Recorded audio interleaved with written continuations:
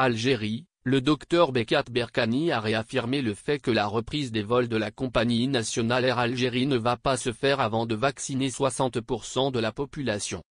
En effet, le membre du comité scientifique de suivi de l'évolution du coronavirus, le Dr Bekat Berkani, a réaffirmé ce dimanche 31 janvier, sur les ondes de la radio nationale, le fait que la reprise des vols d'Air Algérie et l'ouverture des frontières ne vont pas être possibles avant la vaccination de 60% de la population, rapporte Le Soir d'Algérie.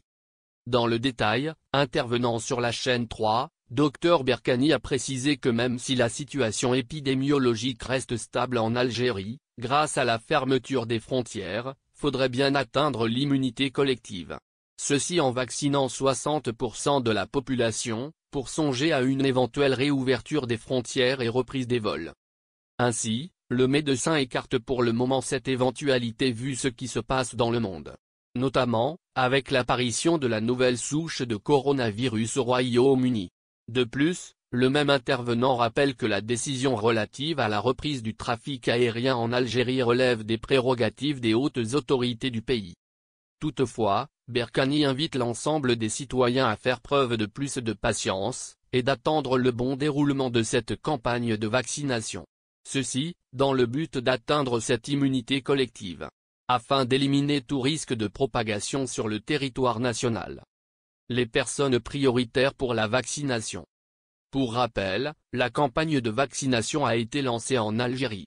Cela s'est passé le samedi 30 janvier dernier. Son point de départ n'est que la wilaya de Blida. Cette dernière représente le premier foyer national de la pandémie. Ceci dit, cette campagne vise à toucher l'ensemble du territoire national. Les zones d'ombre auront leur part aussi. Toutefois, les opérations s'effectueront en priorisant toujours certaines catégories de personnes. L'invité de la chaîne 3 a précisé que les personnes prioritaires sont les personnes âgées. Les professionnels de la santé jouissent également de cette priorité. Mais aussi les personnes de profession stratégique pour la société. L'orateur a ensuite évoqué le cas des personnes à risque. Le membre du comité scientifique a donc insisté sur le fait que cette catégorie doit être répertoriée. L'objectif tracé par là consiste à organiser un planning pour leur vaccination.